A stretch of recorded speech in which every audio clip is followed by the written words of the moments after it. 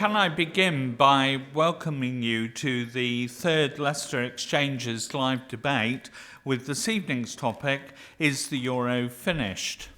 It's very appropriate that our debate should be located in the Lloyd's building, designed by the acclaimed architect Lord Richard Rogers back in the 1980s. Lloyd's is an iconic part of the City of London and indeed part of the insurance world, and it is fitting that we find ourselves at the very heart of the financial centre of the capital as we begin to explore economic and financial issues, the risks at stake during the euro crisis, and begin to question the future of the single currency. So we're delighted that you are all able to join us, and in particular to be able to introduce a range of speakers in this debate. Moving along from my left, Petros Fassoulas, who is chairman of the European Movement UK. Since its inception in 1948, the movement has sought to build and maintain public support for the unity of Europe. The European movement rallies all those who believe that European unity is vital, where the people of Europe have interests in common. Petros' previous roles include EU Affairs Advisor at the Financial Services Authority and EU Affairs Advisor in the UK Parliament EU Select Committee of the House of Lords. On my right, Professor Panicos Demetriades, who is one of the UK's leading academics in the field of economics, his research interests being in the area of finance and development. He is Professor of Financial Economics at the University of Leicester and has held visiting positions at the IMF and the World Bank, has been a consultant to the OECD and the Economic and Social Research Council. He's currently also Treasurer of the Money, Macro and Finance Research Group. And to the right of Panicos is Bill Cash, who has been a Conservative Member of Parliament since 1984 and has represented the Stone constituency since 1997. He was the leader of the Maastricht Rebellion during the 1990s. He is currently a member of the European Scrutiny Committee and chairman and founder of the European Foundation think tank. He has written extensively on the UK's political and economic relationship with Europe. Now, together with these three speakers, the floor is yours throughout the evening, and I will be inviting questions and comments from those of you in the audience. So I'm very pleased that I can invite this evening's speakers to begin by addressing what's wrong, if anything, with the euro. And I wonder if I could invite Bill Cash to lead off, please. Well, that's a very inviting question. One might actually ask the question if there's anything right with it. And I say that actually because you quite kindly referred to the fact that I'd led the Maastricht Rebellion back in those days. And it wasn't just a talking shop rebellion. The whole future of the government was at stake, and in my own party and my own Prime Minister. So one doesn't lightly engage in a massive rebellion on something as important as this without very good cause. The reality is that it's just a project which was doomed from the beginning, but more difficult than the economic question is the democratic question. And I could go on about that, and I think I just need to simply say quite categorically that the greatest objection to the euro is the fact that it is based on an assumption that ultimately would make the European Union undemocratic. If I can fast forward to the present time and what the president of the Bundesbank said only last week, with respect to the securitization of Greek and Spanish mortgages. In simple language, as Walter Münchau, who is one of the most distinguished writers in the country, wrote in the Financial Times, he said that the statement by the president of the Bundesbank was the equivalent of stating that Luftwaffe was about to take off and attack various countries. Because securitization of mortgages for the purposes of supporting the Bundesbank, who are ultimately supporting the whole of the economy of that part of the Eurozone for which they are not responsible, for which they are effectively the guardians, really means that rather, I think, like subprime mortgages were in America at the time of the collapse of Lehman, effectively, the private mortgages in the hands of the commercial banks would be, if they were securitized, would then become kind of collateral guarantees for repayment of the debts that have been accumulated, in my opinion, by mistakes that have been made by, as I said in the debate, the emergency debate that I got in the House of Commons last week, only the fifth in 12 years that's been granted by the Speaker, because the effect of the collapse of the Eurozone economies would be so great on the Eurozone itself and also on the rest of Europe that it was essential to have such a debate in the House of Commons. But the consequences of this securitization proposal, I'm not saying it's come about, I'm just simply saying it's the kind of line of route, it's the kind of direction, it's the insistence that discipline has to be imposed. You get rid of technocratic governments, you get rid of governments and you put in technocrats because the democracy has been so vitiated and undermined. The whole project is completely shattered by its internal contradictions, both economic, trying to achieve political union, which is really the ultimate objective, and is completely clear from what Angela Merkel has been saying recently.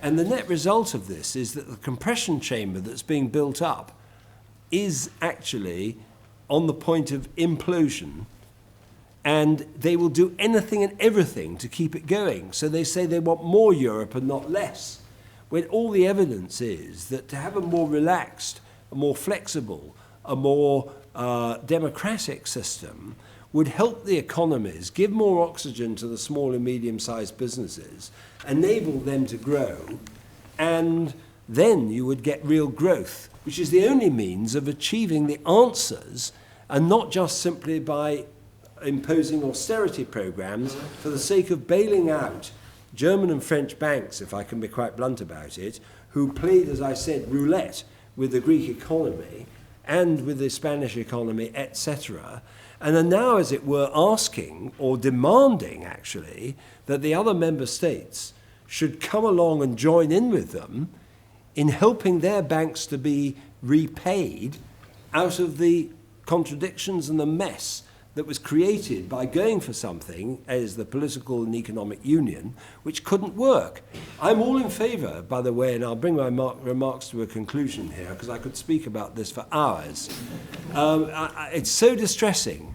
I voted yes in 1975. I actually do believe that it's possible to have cooperation in Europe and to have trade with Europe for obvious reasons. We may get on later as to the impact it has on the UK, which is pretty disastrous. But having said that, this is not an ideological argument that I'm pursuing. It's not a Little Englander argument. It's actually about what is capable of working and what is not.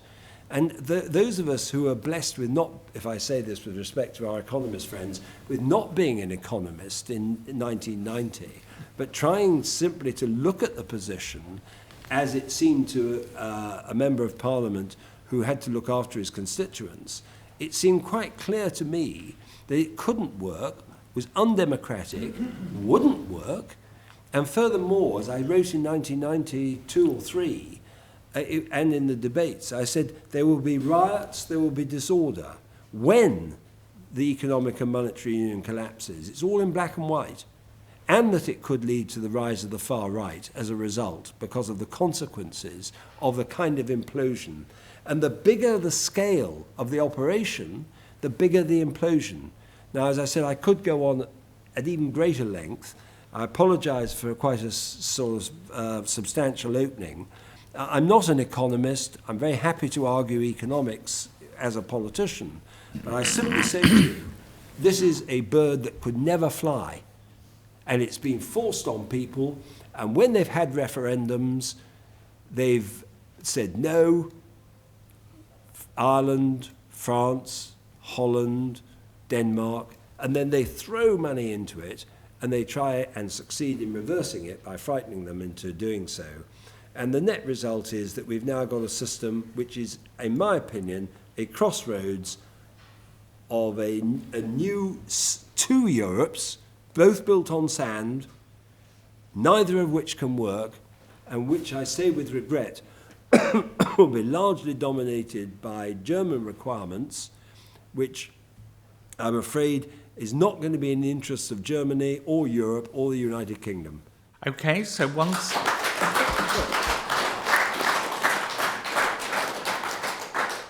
one set of opening remarks. Let's take another. Petros.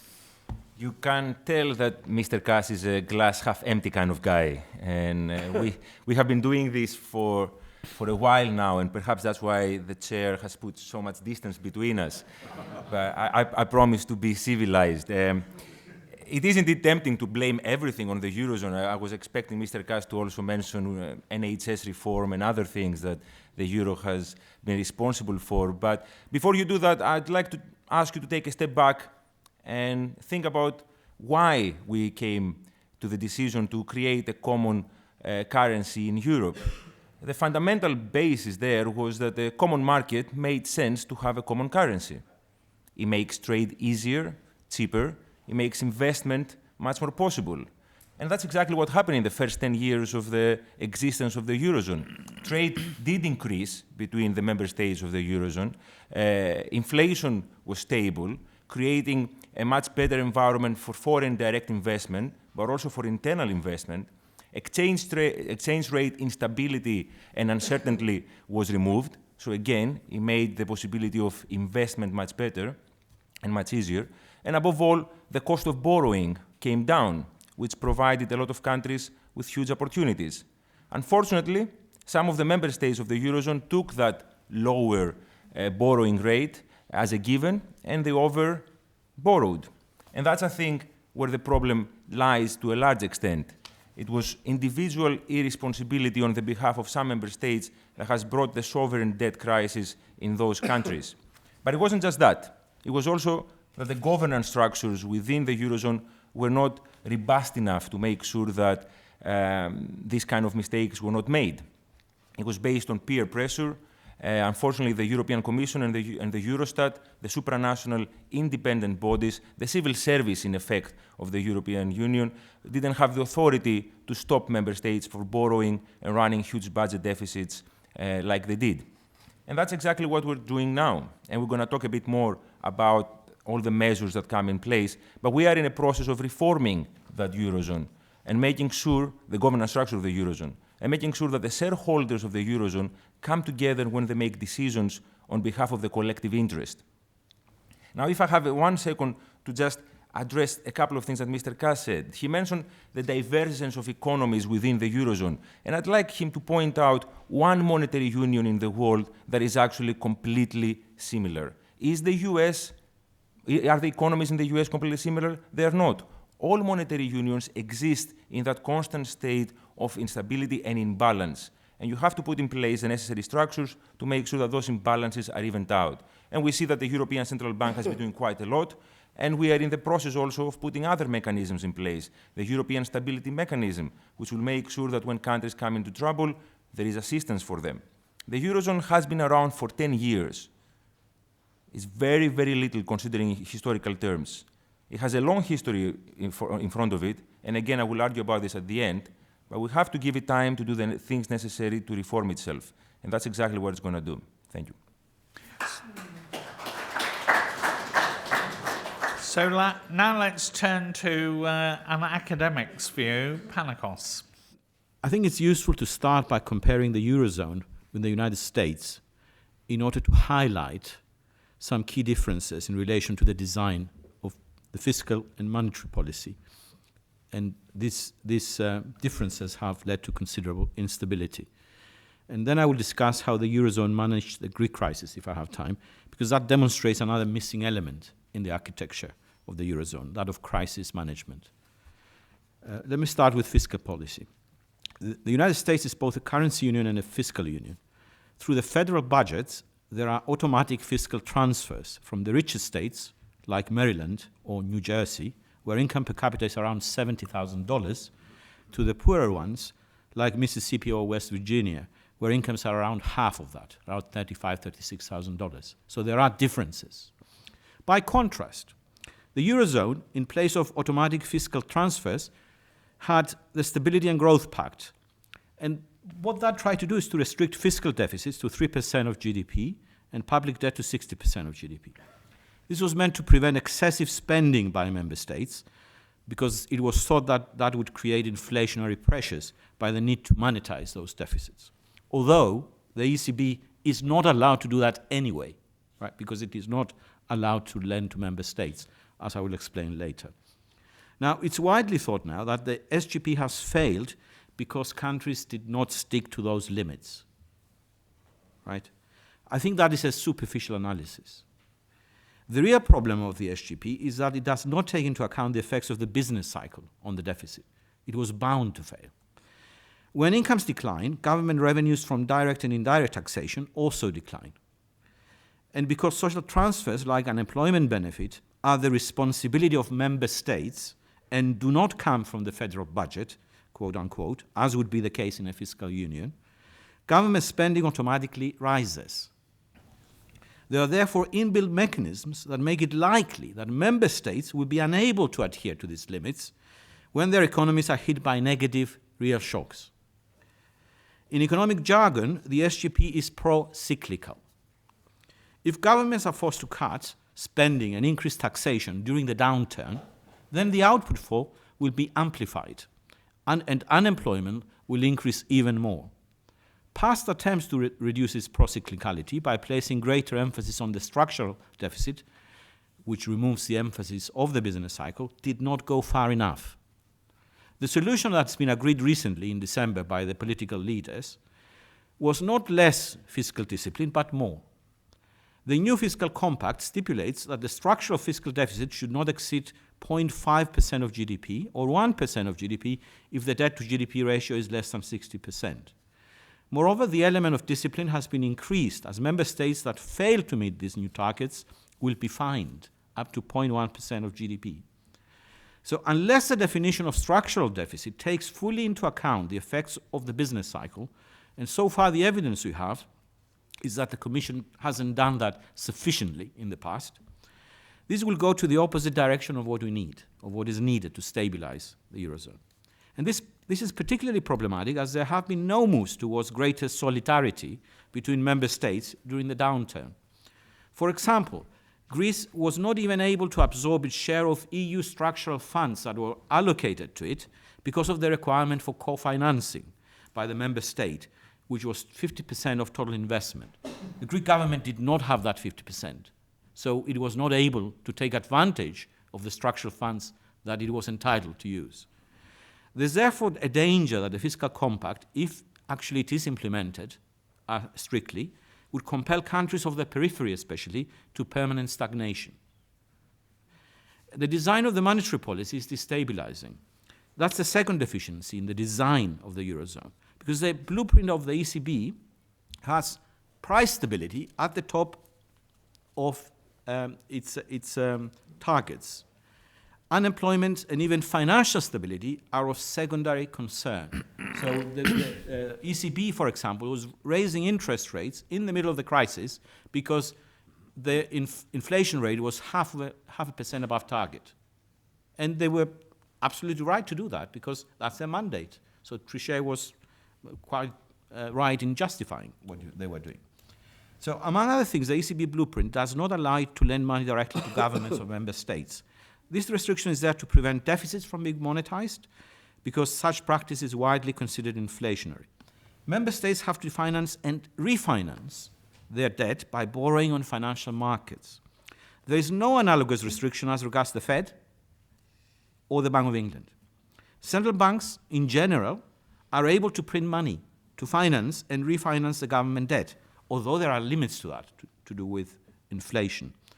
Thus, while both the UK and the US have debt ratios that are above or at the same level as the Eurozone, they do not have a debt crisis. Nor are investors fleeing their bonds or currencies. By contrast, we've seen investors fleeing Eurozone government bond markets, starting from the periphery and continuing into the core, including Germany itself. As a result, Eurozone member states are now paying a premium over countries with comparable public finances that have their own central banks, in the form of higher interest rates on the debt. De Grauwe, for example, has estimated that Spain pays 200 basis points more on its debt than the UK, although the two countries have similar public finances. This higher cost of borrowing is essentially a liquidity premium that is needed to compensate investors for a higher liquidity risk, as Spain does not have its own central bank, while the UK does. Now, I have also something on the mismanagement of the Greek crisis, but I will leave that for later, perhaps, as the chair is things I have overstated my case. Thank you. Okay, so thank you very much. We've heard the opening views of members of the panel. Now it's over to you. We've got roving mics in the room, and if you could say who you are and follow it with your comments and questions. Over to you. Yes, straight in front. Michael McGough of the Freedom Association.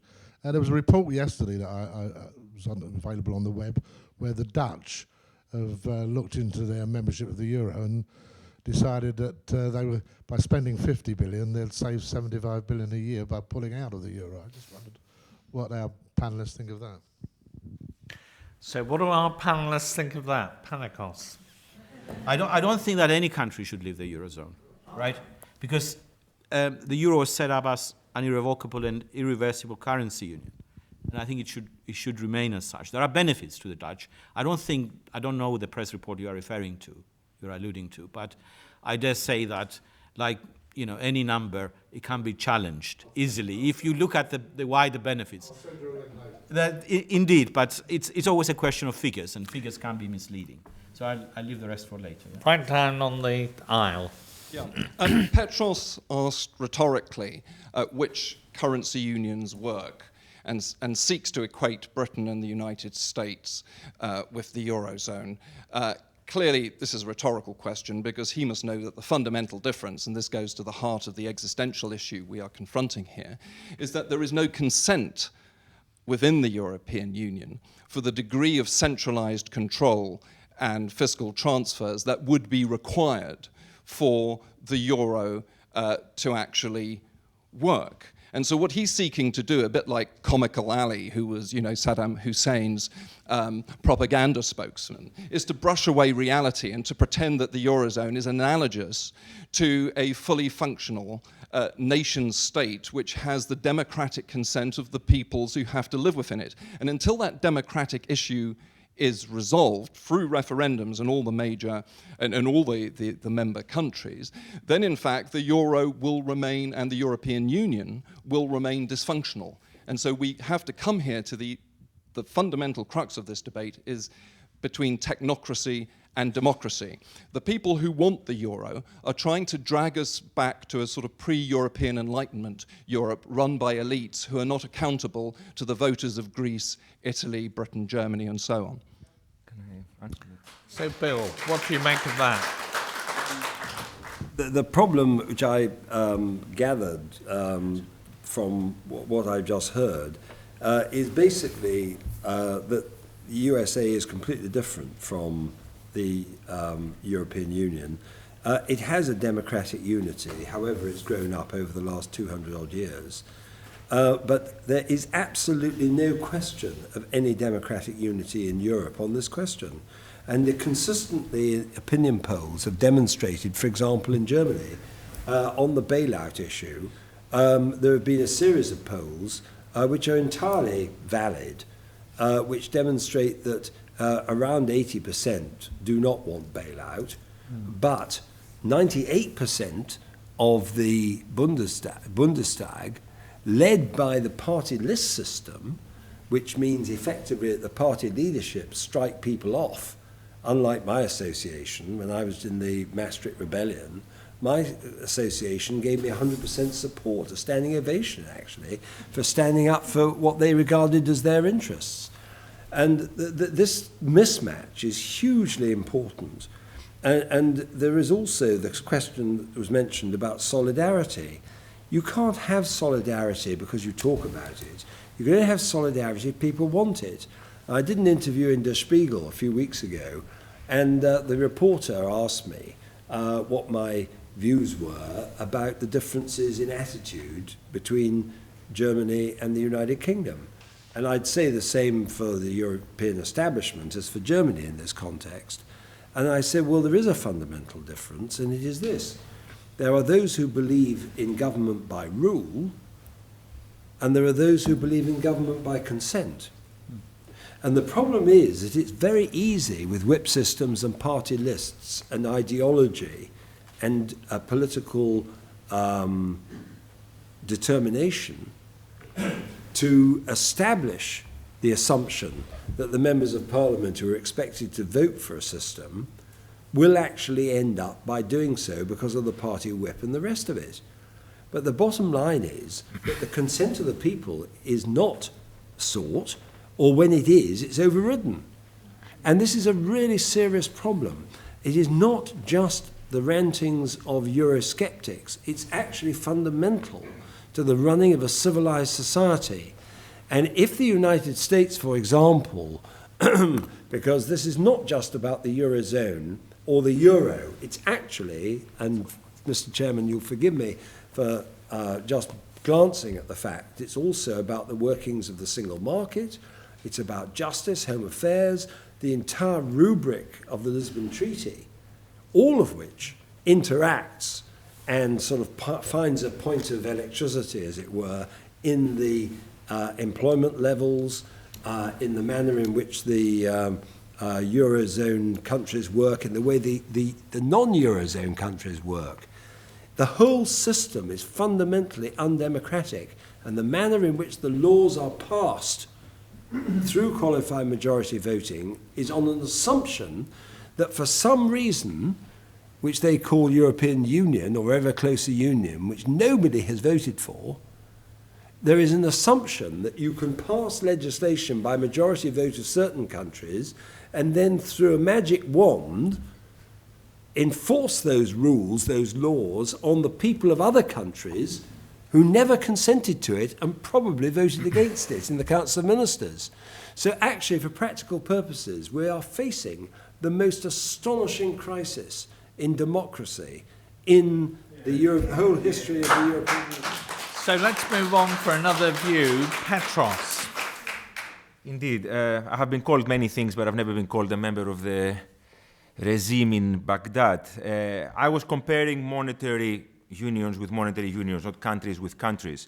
But I think the question of democratic legitimacy is the one very much misunderstood, and it's very easy to play into people's prejudice over and over again. The Eurozone has been around for 10 years. 10 years before that, the necessary structures were put in place.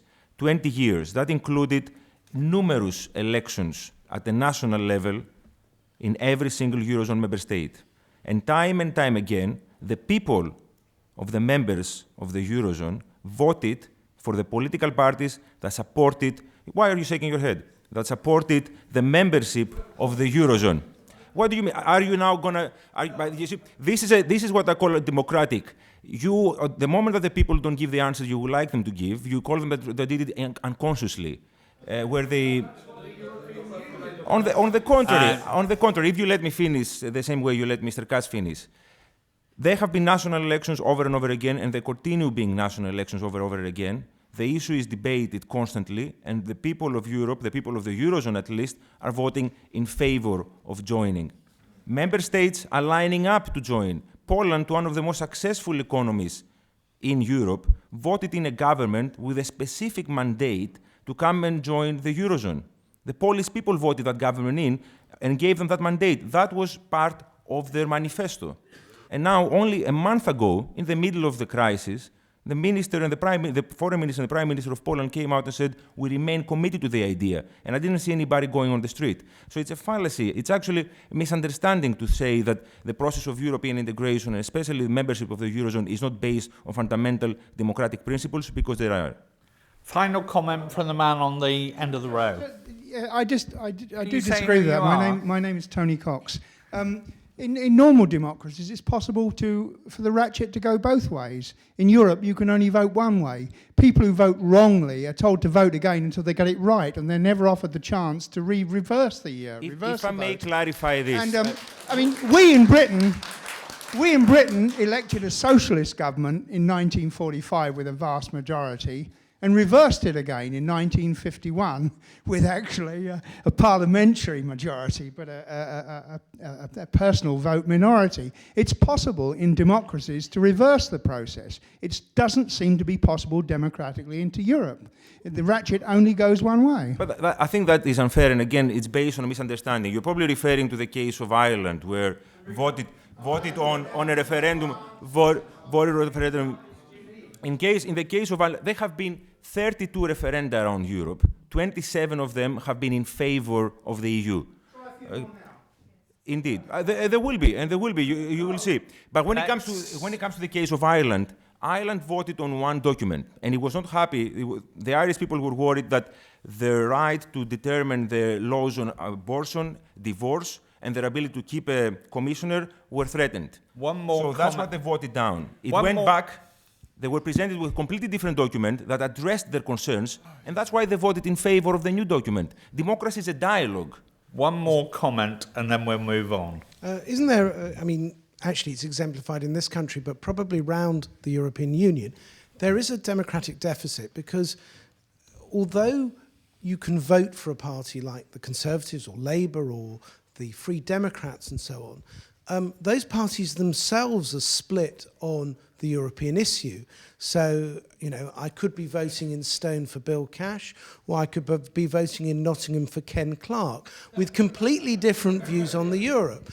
And therefore, we have a situation where this is a sort of subject that is normally where every party is split on the matter, or there are no parties that are suggesting one side or the other, as in Germany.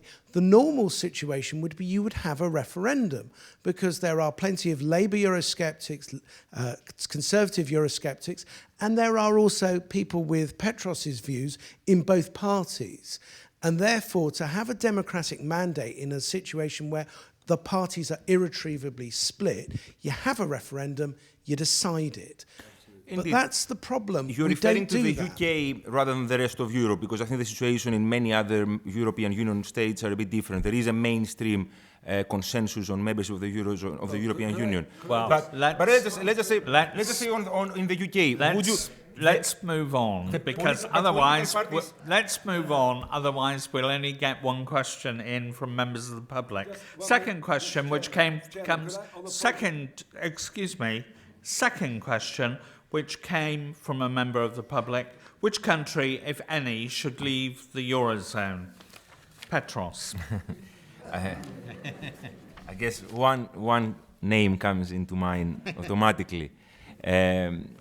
I will explain why I think the idea of leaving the single currency is bad in general, and I'll use Greece as an example.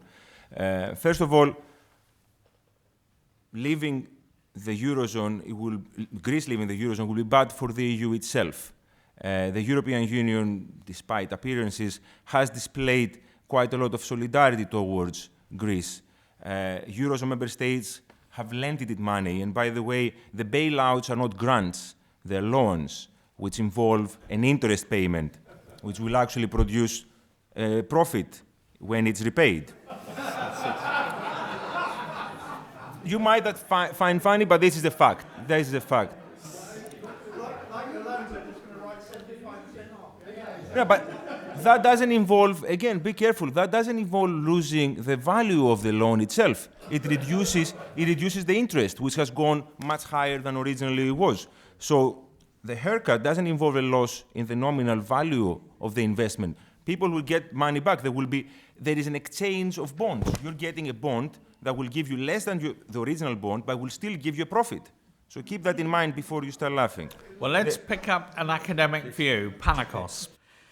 Okay, so we know that the design deficiencies in the Eurozone, we now know with hindsight that they were there from the start, but the extent to which they could destabilize the Eurozone only became evident after the recession of 2009 and with the onset of the Greek debt crisis. And at that point, we realized that there was no crisis management mechanism in place, and they tried to invent one.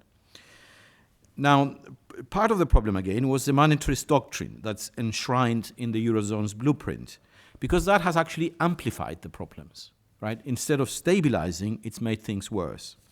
From the start of the crisis, Greece has been forced to implement, first of all, draconian cuts in public spending. It had to muddle through itself. They have included substantial reductions in public sector wages, salaries, and pensions. What was most surprising to me was the belief that was held by many Eurozone officials that such cuts were necessary, if not also sufficient, to restore credibility in Greece's public finances. This belief underplayed completely the likely negative effects of such policies on output, employment, unemployment, and human misery. Such beliefs are consistent with economic models in which government spending is totally wasteful, economic agents have rational expectations, and financial markets are efficient, so that we can all borrow and lend as much as we like at the same interest rates. These models also rule out default by assumption, right? Because that's not on the equilibrium path. The economists who believe in these models do not consider the possibility of default. So they are shocked when there is a haircut. In such an artificial world, fiscal austerity does not lead to a contraction of output and employment because households maintain their spending in light of lower expected taxes in the future. Reality, however, does not conform to such models. Reality involves genuine Knightian type uncertainty, which cannot easily be priced. It involves bounded rationality and imperfect financial markets, as well as bankruptcy and default. As a result, cuts in public sector spending and tax hikes have very serious negative real effects, including substantial losses in output and employment. Moreover, they undermine a country's productive capacity and long-run growth prospects by leading to an exodus of its best human capital, as is the case, as is happening currently in Greece. This draconian austerity has plunged Greece into a deep recession, as a result of which Greece failed to meet the deficit and debt targets.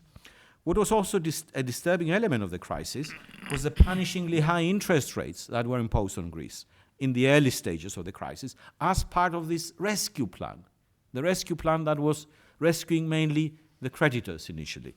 And you might think that the creditors have not been rescued, but listen to this. The Greek debt to GDP ratio, was 127% at the start of the crisis. It is now 165% of GDP, notwithstanding 2 years of austerity.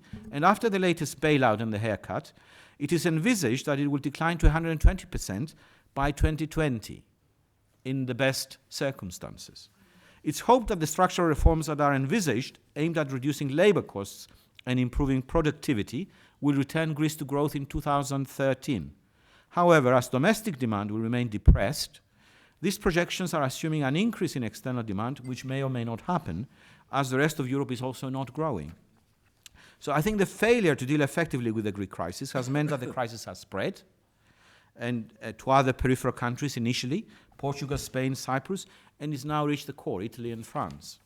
So I think that in order to think about whether any country should leave the Eurozone, first of all, I want to say that the Eurozone was set up as an irrevocable and irreversible currency union, and I think it should remain as such.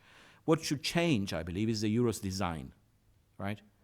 I think that there should be moves towards a meaningful fiscal union, and I'm not necessarily meaning a full-fledged fiscal union, but member states should at least insure each other to some degree against negative shocks. I hear arguments frequently that this is code for the North subsidizing the South. That's wrong, I think. The strength of the northern economies, and this must be said, because we're saying that the different strengths. Well, actually, that strength comes from the design, the flawed design of the Eurozone.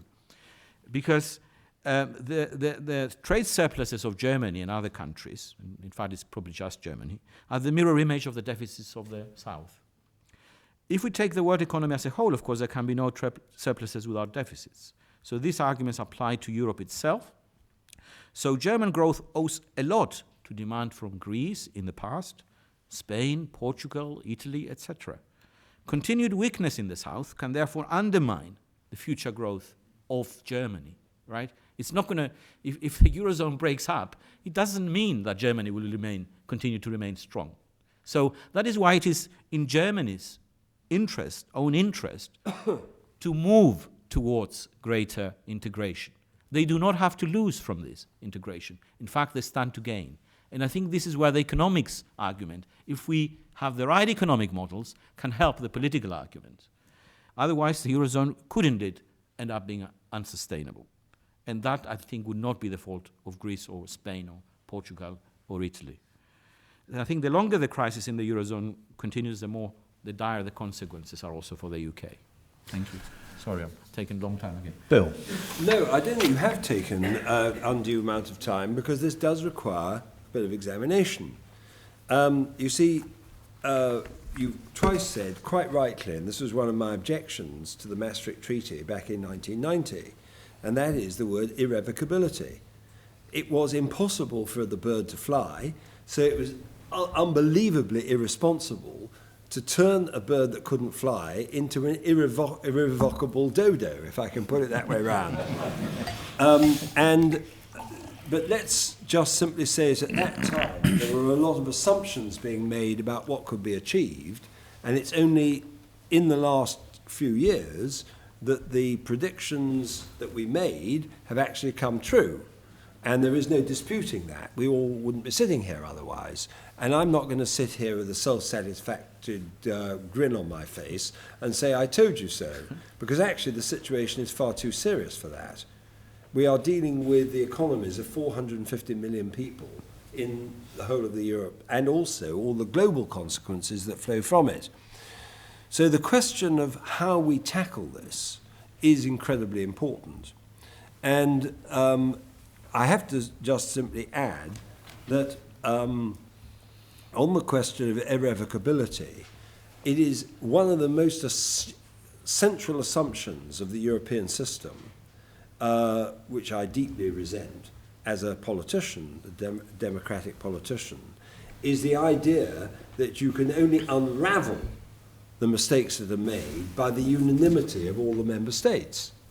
And I mentioned before the obverse side of that, which is I also deeply resent the idea that people should have matters imposed upon them in the interest of an ideology, or something that is at best a speculative risk for the purposes of a political union for reasons that may have been understandable in 1945, but are now not only irrelevant, but positively irresponsible. So the position is that the acquis communautaire, that expression which means that you can only change the law, or at least there is an established rule of law, which is that it can't be changed except by unanimity or by a ruling of the European Court, is at the heart of this problem. And I'm not going to give you a dissertation as if I was still Shadow Attorney General. But what I am telling you is that the consequences of this rule of law, and by the way, this new intergovernmental treaty is almost certainly illegal. My committee is examining this. By the way, I'm chairman of the European Scrutiny Committee. Forgive me for mentioning that. I was elected last year. But to get to the meat of the issue, there are no EU legal rules which enable a country to withdraw from the euro. And even the ECB agrees that if a country were to leave the euro, it would have to leave the EU as well. So we're actually talking about the question of whether or not an exit by Greece whether it's for their own fault, whether it was Goldman Sachs who were involved, whether it was the determination of certain countries. I remember seeing an article only a few weeks ago, written in 1998, which said that there is no conceivable basis, 5 pages it was, in 1998, an article written in the European, saying under no circumstances, and very carefully argued, can or should Greece ever be brought into this arrangement. But it was done because they wanted Greece to be part of a symbolic democracy, and that somehow somebody or other would say that to have Greece in would be a democratic gesture.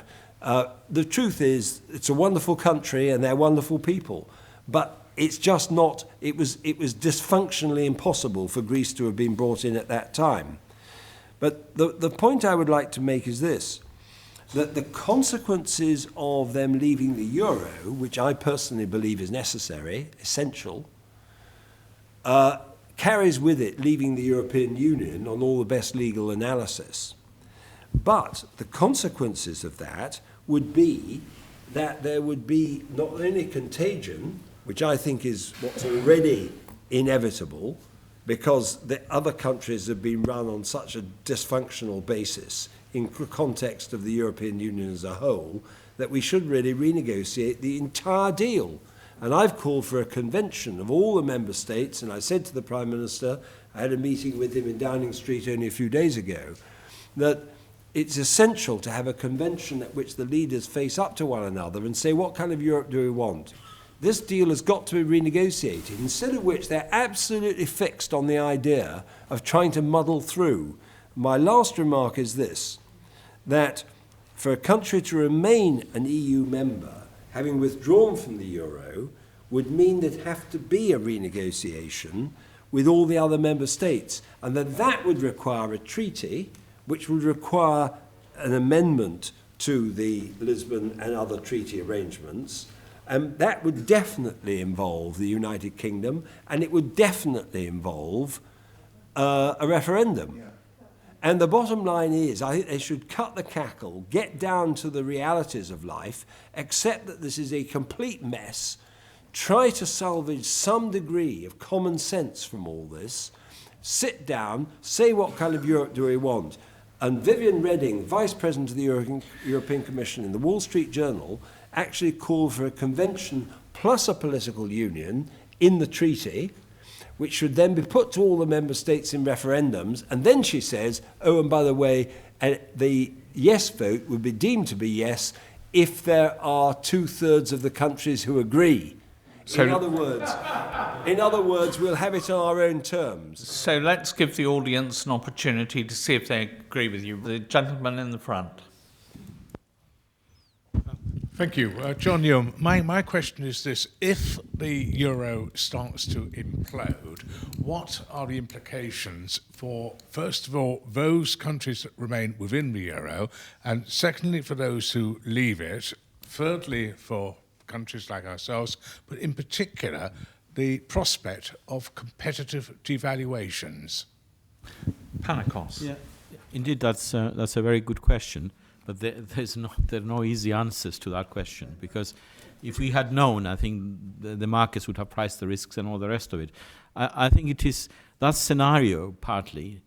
It is partly the nightmare scenario, because we don't have any experience, any history telling us how things unfold, and there could be such disruption to financial markets, to banks, etc., that it is unthinkable. And I think that's what frightens political leaders, partly, and I would say also financial markets, right? It's just it's a nightmare scenario where Greece leaves in a disorderly fashion,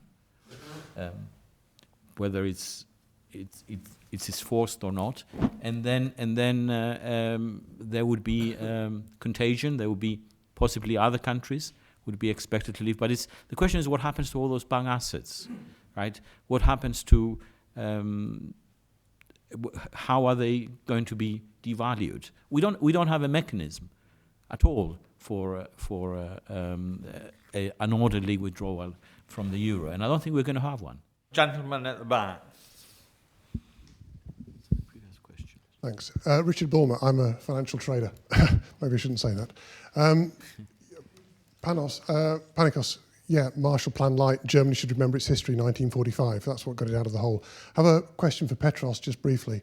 Given that the markets will determine what happens to the euro, and the politicians are not in charge, as Angela Merkel found out when she said, we will not be dictated to by the markets. Sorry, Bill, but you don't I agree with run that, the countries, but the markets do. If you borrow money, you're at the mercy of the markets.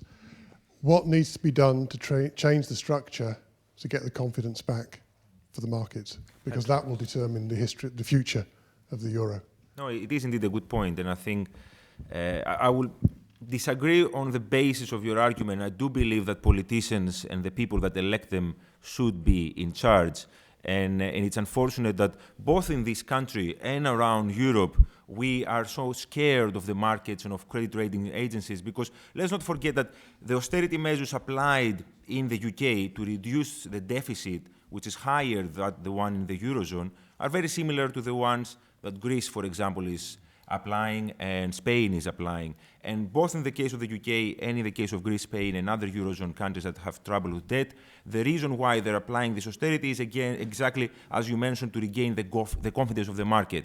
Whereas I personally believe that we should put the markets on one side. Obviously, they want to safeguard their investment, but we should also consider our own investment in our own people. And austerity alone, both in the UK but across the world, is not enough.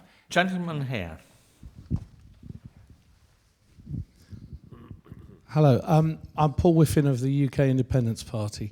I've recently spent a lot of time in Venice, and I'm amazed that tonight nobody has mentioned the single most important thing that's going on in all of this, which is the decimation, it's the only word you can use, of the tourist industry in the Mediterranean. I had dinner with the mayor of Venice, and he says he's out of a job if he doesn't do something about tourism in Venice. Now, Venice is the city in the world which has the largest tourist industry, and the euro has killed it. The receipts this year at Carnival were down 50%. My aunt goes to Portugal every year. This year, the hotel told her she can have any room she likes because the hotel is empty. This is reflected across the entire Mediterranean, and people talk about all this other stuff, democratic deficits. If you are creating unemployment at these levels, where the clear solution is to just devalue and bring the tourists back. One of the girls that worked in the restaurant where I was playing the piano is Albanian. She was leaving to go back to Albania because tourism in Albania is better than in Venice. Now, how can you solve problems like this with the kind of nonsense that you're talking about? Thank you very much. Have to devalue. First of all, the fact that we disagree doesn't mean you have to be rude. Secondly, Greek tourism has gone... Just give him an opportunity. I'm never allowed to finish, Chair. Tourism in Greece has gone up by 25% in the middle of the crisis. That's a fact, and I know it. I come from there. I'm not entirely sure what the situation is in Portugal or in Spain. The fact remains that the tourism has become global. Tourism in Europe is under pressure from the Middle East, North Africa up until the crisis last summer, and of course the Far East. There are many, many reasons. It's very simplistic to just say that because the euro is strong, and by the way, it's worth mentioning that despite this crisis, the euro hasn't lost its value, whereas the pound has lost its value significantly. So the fact that the euro is strong and has managed to keep its value is the only reason why tourism in the Mediterranean is not picking up. That is one point. As far as devaluation is concerned, you're describing here a situation similar to the 1930s. At the last big financial crisis, the whole world tripped over themselves to competitively devalue, and that made the financial crisis even worse. It brought the world economy to its knees. The fact that we had one currency instead of 17 stopped that competitive devaluation, because if Greece devalues to make its products, whatever that product is, more competitive, what stops the country next door and the country next door and the country next door devaluing and bringing the whole economy to its knees? So we have to be careful at using notions that are economically invalid, if I may. Other views? Can I say something? I feel strongly that if we actually manage to have a more sensible economic model for the euro, the crisis can be managed. There are structural measures that have been put in place. I don't believe in all of them. I don't believe necessarily that privatizations will automatically bring more growth, but some of them will, not necessarily all of them. There's been, at least in Greece, a lot of structural measures that are being put in place to improve growth. I think in terms of devaluations, the way they're going forward is with internal devaluations. That's a lot harder. And the problem there is the fact that domestic demand falls. And I think that really is part of the problem. You can't have just supply improving, productivity improving, which they're doing a lot to improve, without there being demand. So I think the austerity measures, the fiscal discipline, has gone too far. I think you can have sustainable public finances without the same level of austerity that is being imposed, as long as you get back to growth. And to get back to growth, you need to get people spending, right? And this is a problem also of the tourist industry in Venice or wherever, right? Unless people have money to spend, we're not going to get back to growth. So it's not just a question of supply, it's a question of demand. But in terms of the economic changes, I think one fundamental reform that needs to happen is with the ECB mandate, the ECB blueprint. The reason why the markets have so much importance, so important, and frequently they are destabilizing, is because the design gives them so much weight. It's not the rating agency's fault, because a lot of the time the commissioners and people in Brussels blame the rating agencies. Well, when markets need information, right, when you give them so much weight in the whole thing, they are going to react to that information. The question is that you have to make the ECB into a normal central bank, right? And I do not think that that's a bad idea or is necessarily inflationary. In the current circumstances, I think it is extreme. It's I think nonsense to argue that the danger is inflation. I think at the moment the danger is deflation, not inflation. And even if there is positive inflation in terms of retail prices, you will see producer prices, they're actually flat or falling. So the real danger is deflation at the minute. So I think we have to kind of, if we do change the mandate of the ECB, if we move towards more sensible fiscal policies, I think it won't be just muddling through. And with some structural reforms, we will go back to growth. Can I come in on that, please? Fine, Bill. Yes. You see, the problem here is this issue of growth. Austerity imposed, whether it's in the United Kingdom or elsewhere, may be necessary if there is an over-bloated public sector. But the question that people have to ask, and I put it in my own election address to my own constituents in relation to the level of debt in the UK, there is not one penny of public expenditure. I defy anybody to contradict me. Not one penny of public expenditure that comes from any source whatsoever other than the tax revenues of private enterprise. The money simply doesn't exist unless you print it. Once you've established that terribly simple principle, then you ask the question, what is it that has led to this massive explosion of debt in all these different countries? And the bottom line is that they've been running on an assumption that you can go on spending money which you haven't earned or got. And then you've got the BRICS problem about India and China, which has caught up with people since around 2005. But in order to be able to come back to what you were saying just now, to solve the problem, the changes in the methodology, the changes in the ECB, and things like that, forgive me for saying this, it's not meant to be rude, have nothing to do really with the basic problem.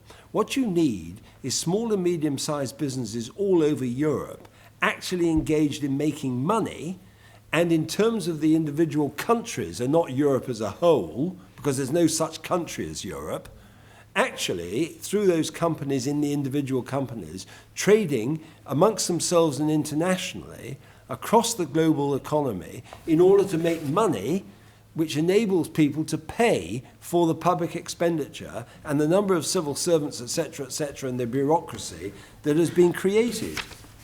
So, for practical purposes, the root of the problem is also the fact that Germany is the most important country economically in Europe, or in the Eurozone anyway.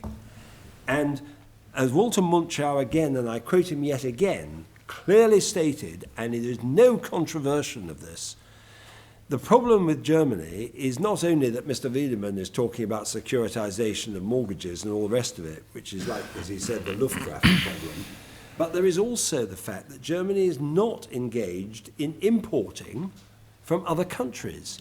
And the bottom line on that, which is the root of the problem, is you've got this massive economy with a network of countries economically and politically dependent upon her, with labour unit costs running at 2% over the last 10 years, average of 2%, when every other country in the European Union over the same 10-year period has an average of not less than 25% increase in unit labour costs. Now, you can pay credit to the Germans for having been successful in achieving that level of unit labour costs, but what comes with it is the ideology towards political union.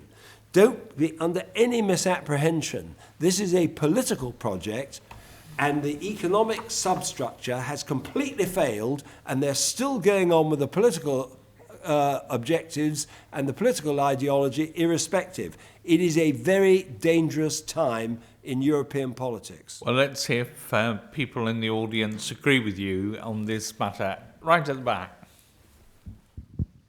Hi, Mark Smith.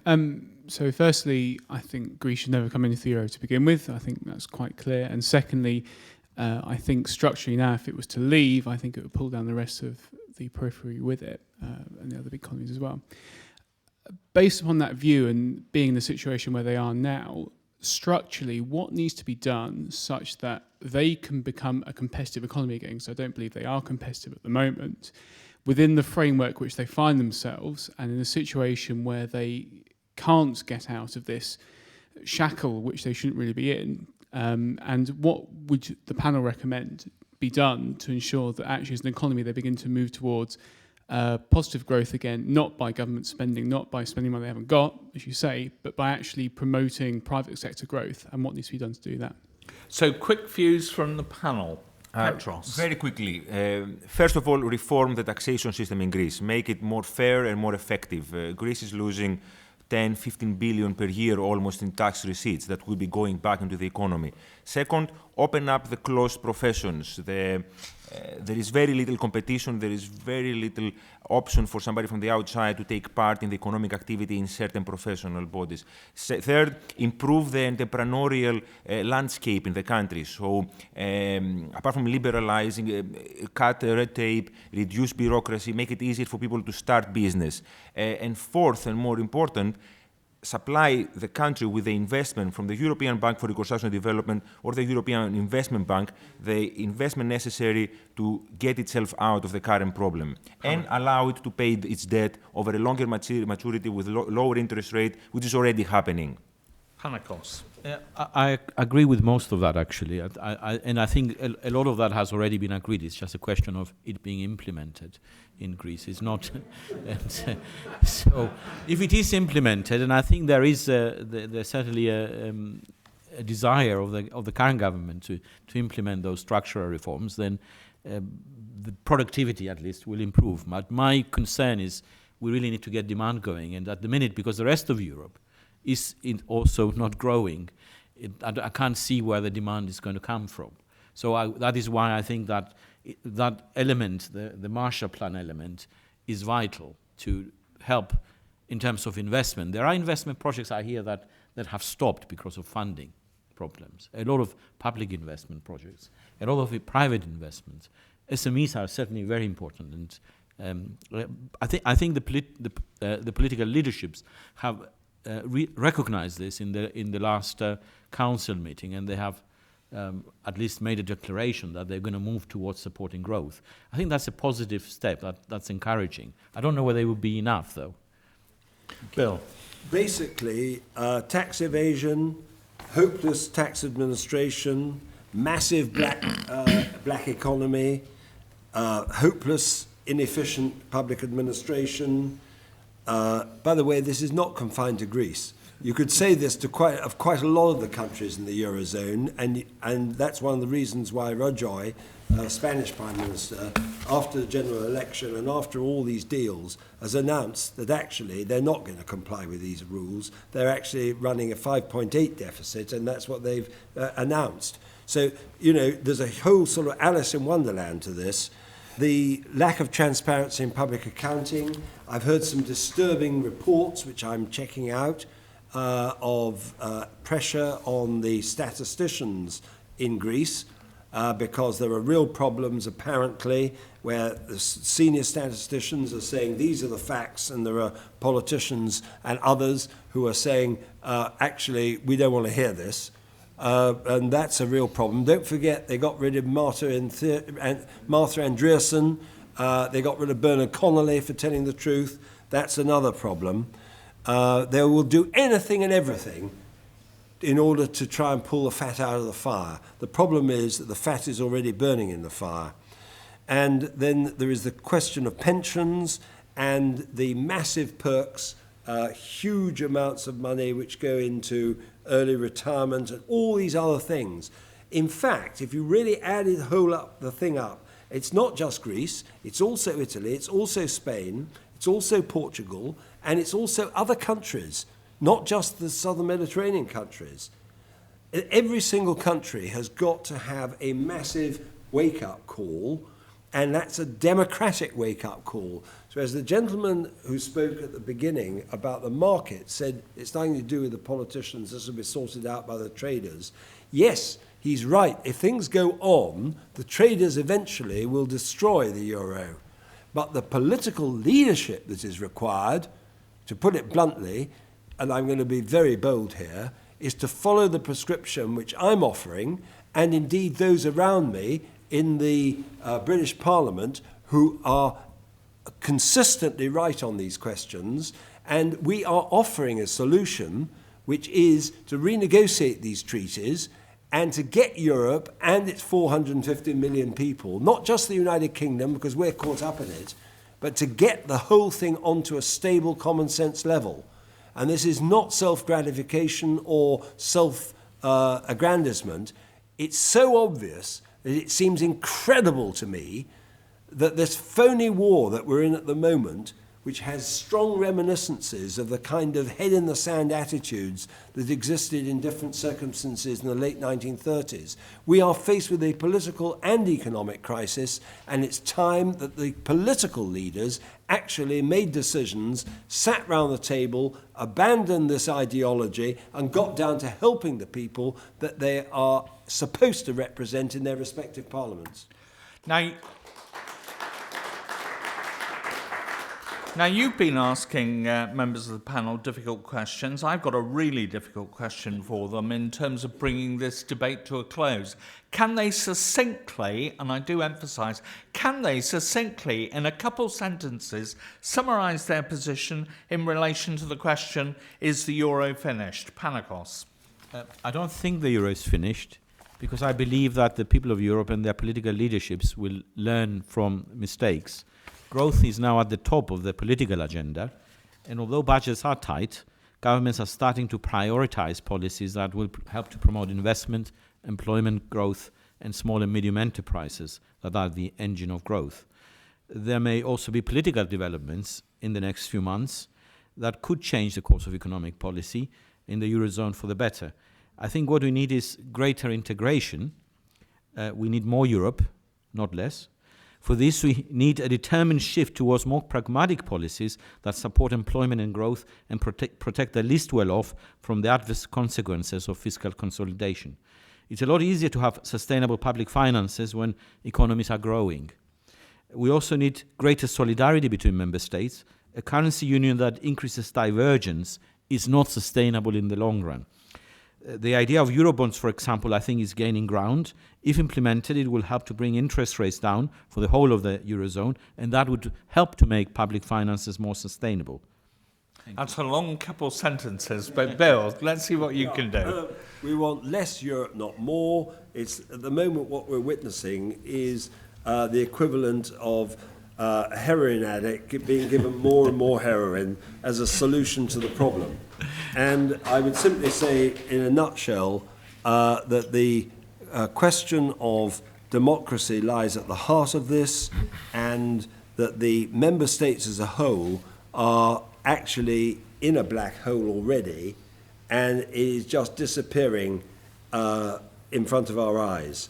It's very dangerous, very serious, and I'm afraid there is no will whatsoever. Is the euro finished? No, it's not. Why? Because they're hanging on, they're clinging on to the wreckage, and they're not prepared to sit down. This is not Euro rant. This is actually what's going on. It's actually very frightening. And as Alice in Wonderland, when she, or was it Through the Looking Glass, she said, talking about impossibilities, she said, I believe 6 impossible things before breakfast every day. And that's what's going on. Petros. I don't believe the euro is finished. I don't think that when your arm hurts you, you chop it off. You actually heal it. And as Panicos mentioned, there are numerous initiatives that are going to do exactly that. We are redesigning, restructuring the Eurozone. And if that implies more Europe, we should have it, because having a common currency is in the common interest of Europe indeed. And I'd like to finish off with the question of where the pound will be in 10 years' time, when the Eurozone will indeed have retweaked and restructured its architecture, and it will take its place next to the dollar as a reserve currency. Where will smaller peripheral currencies be then, especially when an economy runs a very big public deficit, runs huge private debt and company debt as well, and it's under the mercy of global pressures and bigger currencies. That is important to keep in mind and take away. Don't be fooled by rhetoric. Don't just focus on what's currently happening in front of our eyes and the tree. Look at the forest. There is a bigger question here. There is a future for a common currency in Europe, and it can deliver. Thank you. Well, thank you very much indeed, and thank you all for participating in this debate this evening. I'm afraid it's all we have time for, but I'd like to thank our speakers, Bill Cash, Petros, Fassoulas and Panicos Demetriades, for sharing their views with us. So thank you very much indeed.